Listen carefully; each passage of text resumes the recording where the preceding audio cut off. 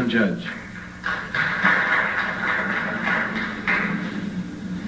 You favor opening the archives. I wonder whether you have any preliminary hypotheses about what would be found there if the archives were opened. I think more important than what specifically remains in the archives, Norman Mailer compared it to a Mercedes-Benz that's been left, I think he set up in Harlem for 20 years in terms of what we might find. But we do have lists of what was put in, so we can at least compare them to what comes out. But I think what's more important is the principle that this is public information and it belongs to us, the people of the United States, and not to any secret government or intelligence network or any president or any Congress who were merely hired by us to do our bidding anyway. You know, Thomas Jefferson said that given a choice between a government with no newspaper and a newspaper with no government, he'd always choose the latter. Of course, he never had a chance to read the Washington Post or the New York Times, but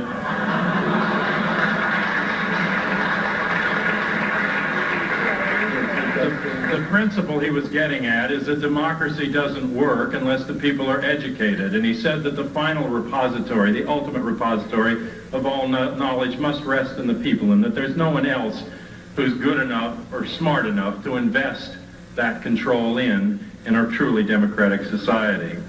And we call for a full opening of the files, not dribbled out through pre-censorship like Freedom of Information Act documents with pieces missing, not to selected historians or medical experts, not to a special prosecutor or yet another congressional investigation, but to the people themselves.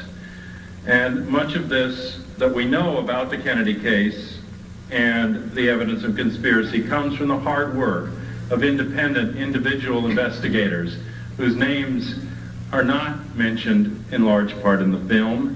Mae Russell, Penn Jones, Sylvia Marr, Holcomb Heston, Paris Lamond, and that's only a few. The current researchers, Robert Groden and Philip Melanson, are still continuing to follow the evidence. When that material comes out, there will be extra little pieces in the jigsaw puzzle, in the mosaic. But we've had enough out in these many years to solve the case. There's enough of the picture visible in the record and in the historical view that we've had in order to get at the bottom of it.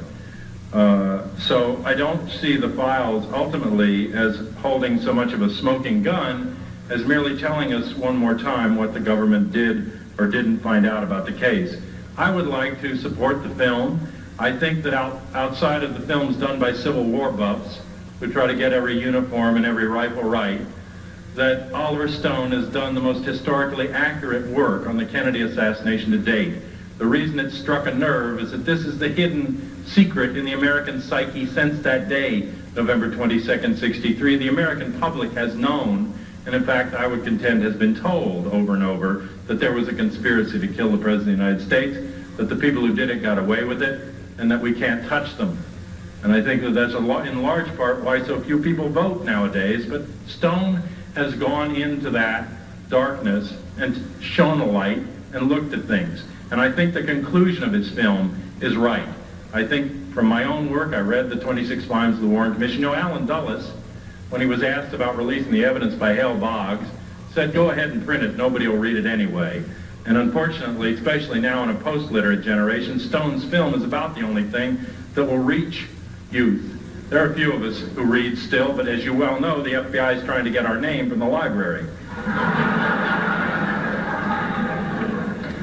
So this has crossed over the line, and it's why it's so disturbing. But let me tell you two stories to end that convinced me that this was not only a conspiracy, but a conspiracy well beyond the capability of any mafia goon, of any CIA schlepper, of any renegade element in the U.S. intelligence, of any oilman with a beef. These are the layers of the onion that were planted at the beginning so we'd never see the core. My mother worked for 30 years altogether, but 25 years for the Deputy Chief of Staff in the Personnel Office of the U.S. Army, directly under the Joint Chiefs of Staff. She was the highest paid woman employee of the Pentagon. She was 5 levels above top security. I mentioned to Fletcher Prouty the other day, I worked from the bottom up and he worked from the top down, and we met at the Joint Chiefs. My mother's job was to project overall national draft call figures 5 years in advance. She had to predict an annual national selective service call that was right within 100 people either way, 5 years ahead.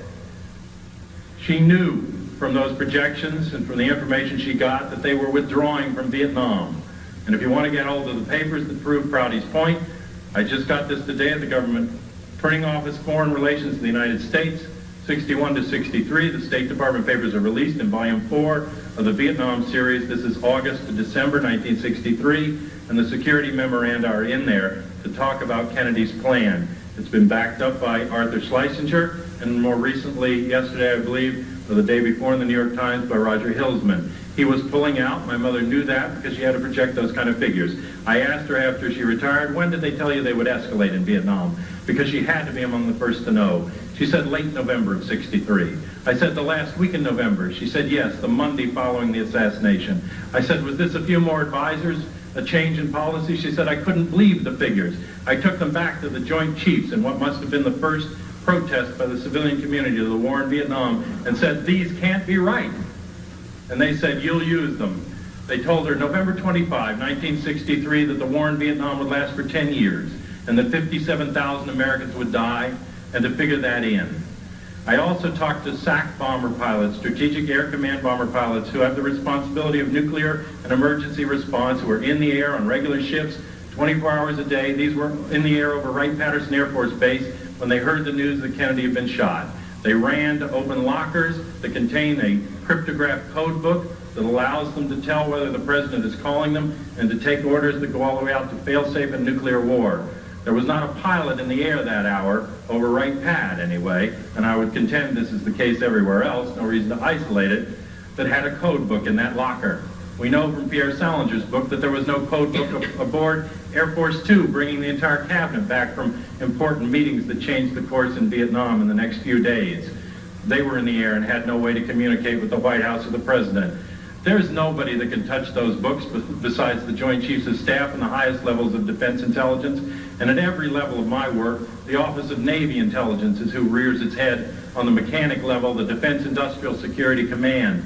This is the background of Oswald and Guy Bannister and Jack Ruby when we go into them. And whatever is in the record will merely back that up. The physical evidence is already in front of us, so we know that one lone nut with an old gun that lost the war for the Italians in World War II, which couldn't even shoot a bullet to line up with its own scope, didn't do the damage in Dallas. But Kennedy wasn't all that was killed that day. Democracy died.